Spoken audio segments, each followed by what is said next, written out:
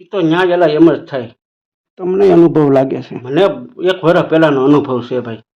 બરોબર ઓલું આપણે કળિયું વાગતા હતા ને ગગજી કાકા પડી ગયા ચક્કર આવ્યા એટલે વેવા આવ્યા બરોબર ખબર કાઢવા એની સમજે.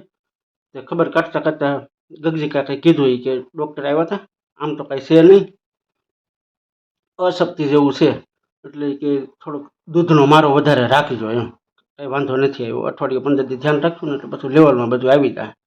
તો વેવાય વળી પાછા બોલ્યા ઈ કે હા ઈ કે દૂધ પીને કરો જલસા ઈ કે ભેં તમને ધામેણી તો દીધી જ છે ઈ કે એમાં ક્યાં તમારે કાંઈ વાંધો છે ઈ કે.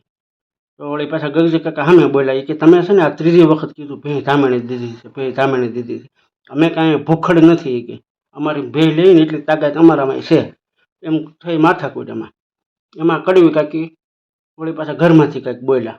કડવી કાકી બોલ્યા એટલે પૌલાની વહુ બોલી. પૌલાની વહુ બોલી એટલે સામે પાછો કડવી કાકીએ તડાકવા નાખ્યો ને એક એક બે કડવા એને કીધા, સમજાઈ ગયું. એટલે હું ઘેરે બેઠો હતો, મેં કીધું આ હાળા આજ બાખડી પડશે એટલે હું જવા નીકળી ગયો. તો એમાં વેવાઈનો જો પીતો કે એમ તો અમે ભૂખડે નથી ઈ કે પણ આ તો શું છે કે અહીં દીકરી દીધી છે ને એટલે અમે બંધનમાં આવી ગયા છીએ ને અમે લાસાર છીએ, નકર બાકી આ તમારા ખપેડા ઉપર છે ને નળિયા ન રહેવા દઈએ કે એમ અમને તમે મોડા ન સમજતા. હું પૂગી ગયો.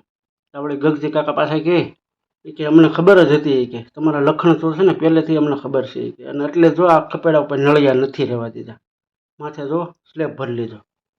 એટલે મેં કીધું શું કાકા વાત છે કે કાંઈ છે નહીં આવી કે આ તો કે કાંઈ વ્યવહારિક વાત નવી હતી નહીં એટલે બે વેવાય બેઠા બેઠા કે ટાઈમ પાસ કરી.